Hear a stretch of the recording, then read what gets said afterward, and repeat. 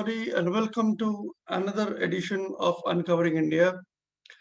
In our last video post, we had done a special feature drawing parallels with the latest web series Family Man Part 2 and its indirect inferences to the Liberation Tigers of Tamilalam, the LTT, the Sri Lankan Tamil rebels who were fighting engaged in a civil war in Sri Lanka between 1983 and 2009.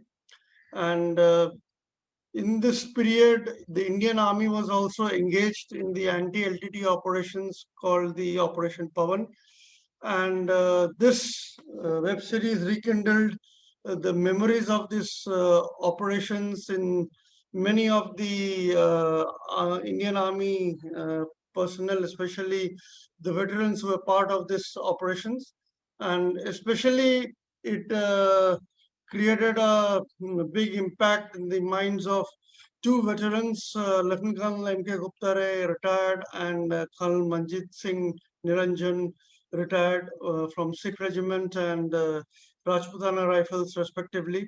And both the officers were engaged in clearing the Jaffna town, which was the stranglehold of LTT in the year 1987, October 1987. And they managed to evict the LTT in 3 days flat, with something that no other army unit installed there could manage it.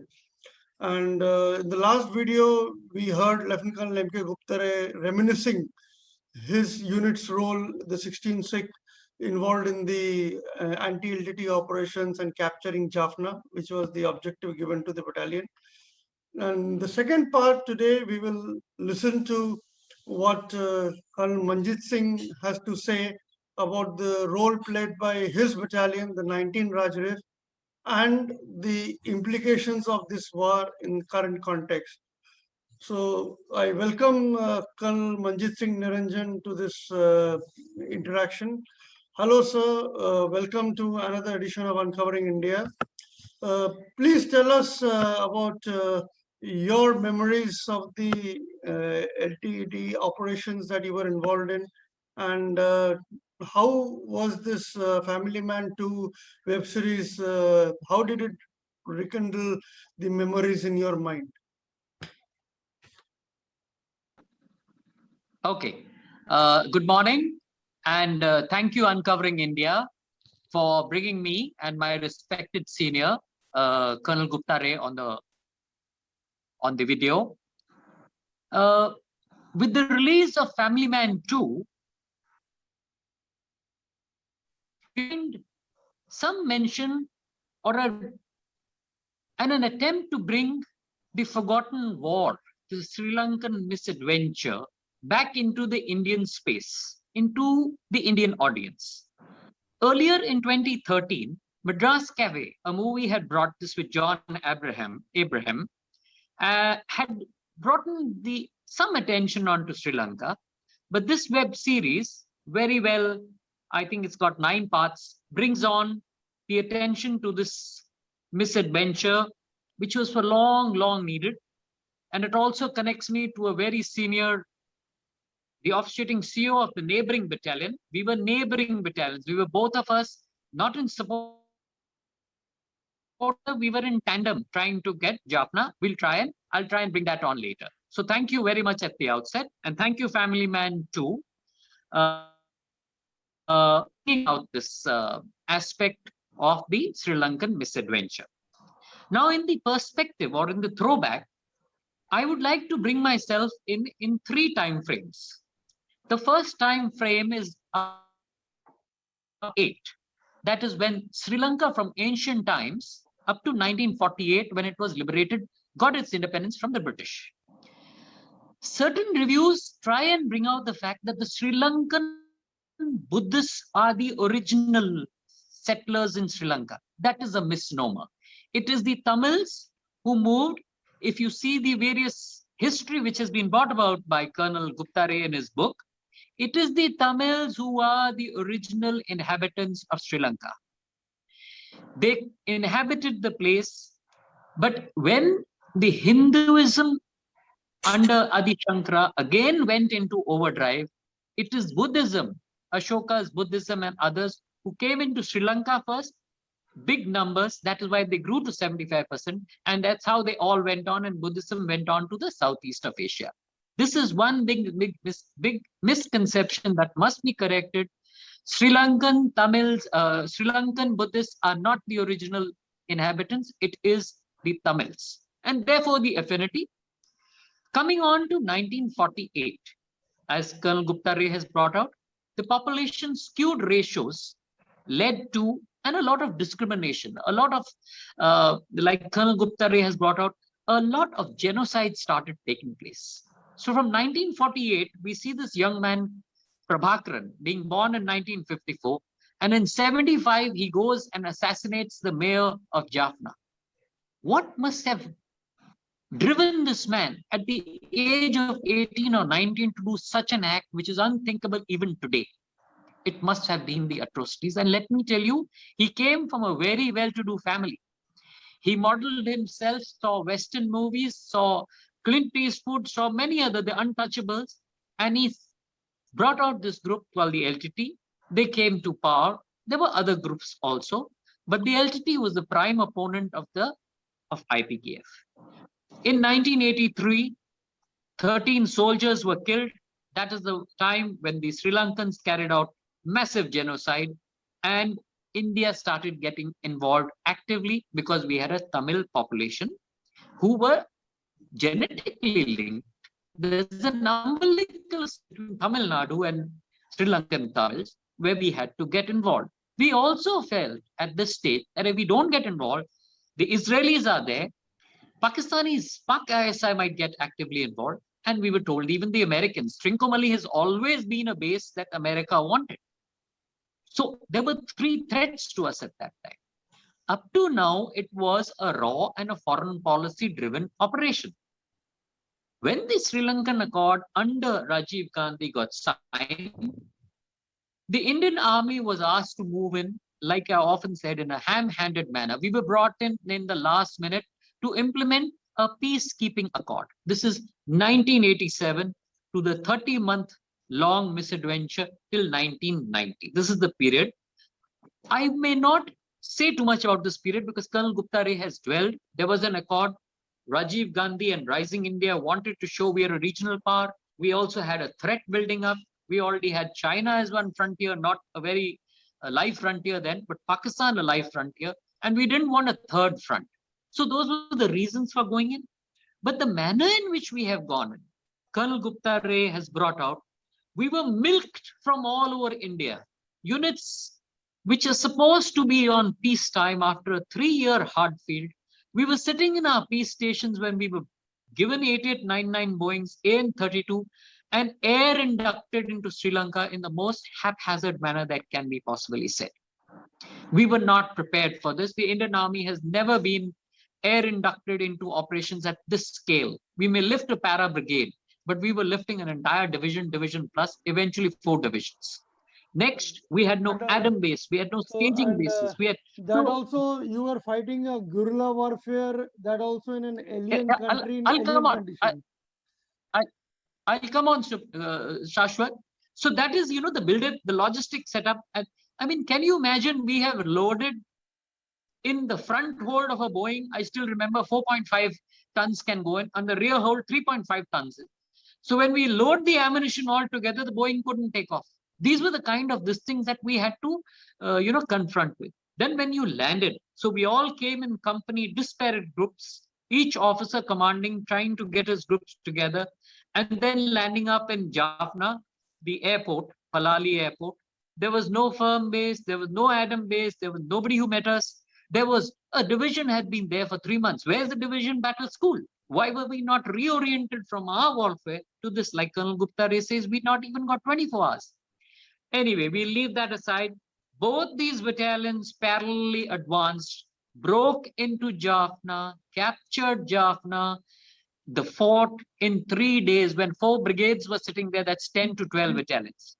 When we broke out in the next stage, one is the capture of Jaffna, 2 sister battalions, 5 Rajrif following us. And I won't like to speak on the brigade commander who tried to capture glory by taking off the BMPs and going and trying to, get into the Jaffna fort, link up himself. Eventually, his BMPs were blown up, and 1st Maratha, which was the battalion holding Jaffna fort, had to send a link, and the paras had to be sent to retrieve him. We would have had the ignominy of a brigade commander being caught by the LTT, period. But somehow luck saved him. Now come the second stage when we had to clear Jaffna. And as Colonel Gupta Ray has brought out, they took on one part, we took on the other part, and 5 Rajrif developed the third part. During this period, I would like to say, Jaffna fort had been held by the Sri Lankans. It was with an Indian battalion, 1 Maratha.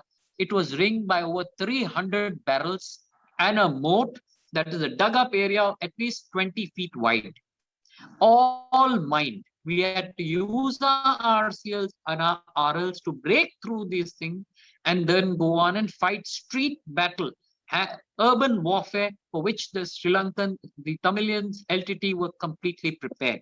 They had dug up areas, and on the crossroads, one crossroad where we blew up an IED, you could put a 1 ton into that.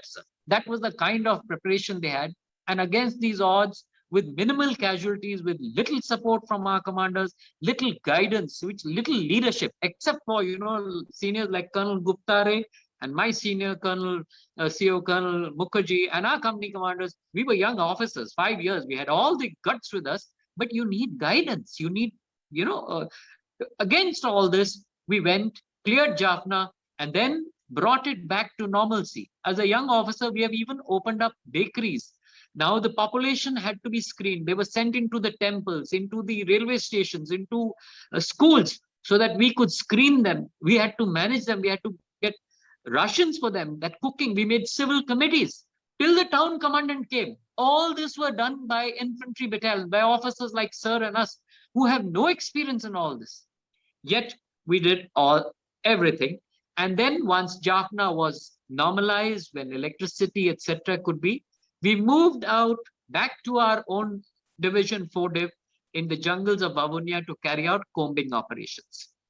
Here I must say, we somehow felt that the civilian agencies, RAW and IB, never shared the right information. There were a number of times when probably 16 Sikh and 19 Rajrif had cornered Prabhakaran. His code name was Neptune, but we were never given the clear green signal to capture him. He was always a step ahead. And we realized that this is a game being played and that we must just carry out area domination, no ambush.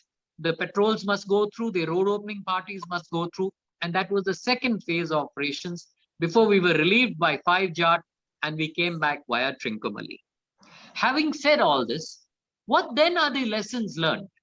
Well, Family Man 2 does not bring out the lessons of national security. Obviously, it is a web series, so it is supposed to dwell on the smaller issues of a family man, his family problems, etc., which gravitates the audience.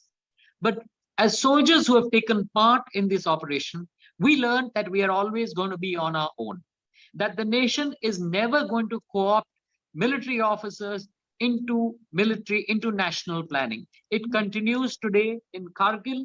It continues today in Kargil to a limited war. How can I, as a battalion commander, know anything beyond the line of control? It has to be by the IB. It has to be by RAW. Again, there was an intelligence failure. If you step back, 62 was an intelligence failure. Sri Lanka was an intelligence failure. Kargil was an intelligence failure. And when the story books are written about Galwan and Ladakh, you'll find it to be an intelligence failure. Again, the main reason for all this is good officers, people from the army, are never co-opted into any stage of planning. I don't know, Shashwat, how your channel is going to be viewed, but let us take the current NSA, Shri Doval, who's supposed to be our NSA. He's a DGP level police officer who knows about policing. He would have very little knowledge of what the borders are, how is negotiation, where is this formation. Tomorrow he's going to meet the NSA of the US. He wouldn't even know how many divisions and what formations are there. Strike, holding, armored artillery. You need a hardcore NSA. Well, why our civilian bureaucracy never allows this? We can continue to talking till the cows come home, but it will never happen. I do not want to bring out the angst further on our bureaucracy. You have a defense ministry. None of the officers have ever served in the Indian Army. They're supposed to be integrated to us. They never go to a forward area. It is, and these are small victories we have. These are large victories we have achieved. IPKF, 62, even the limited war in Kargil against all odds. But tomorrow, take my words for whatever they're worth. We are not facing Pakistan. We are facing China. The asymmetry in conventional and nuclear battles is massive. India has no idea what we are facing. They fight a 6-dimensional war. They're even fighting a war today. Your attacks on your nuclear plants, cyber attacks, they carry on. And they have this synergy because they bring in the armed forces to the highest levels. They co-opt the intelligence. Everything else is co-opted. So in the end, what does a veteran feel? I feel Family Man 2 is a welcome series. It brings attention to a misadventure that could have been much better handled. At the battalion levels and at the army level, we outdid ourselves. If you permit me to say that, we outdid ourselves fighting in resource-stricken areas without intelligence, without the artillery and mortar backup, with nothing going for us, and even without our own military leadership. We have succeeded in Sri Lanka. Today, had the assassination of Rajiv Gandhi after that, 1991, the period, had the LTT not carried out this assassination, fearing Rajiv Gandhi coming to power, they would have not met his end 20 years later. 2009, he was eliminated. And today, in 2020, there is no viable Tamil population left. There is a UN National Human Rights who want to question the government of Sri Lanka, but it's always blocked because there is no viable population of the Tamils left. This is the end state, and karma comes back to a nation, it comes back to anyone. And today you have a Chinese port, Hambantota, which is with the Chinese today, and you will have another front opening up for India, the very thing that we did not want. This is a result of not co-opting people, not having strategic plans, leaving things to bureaucracy. Thank you.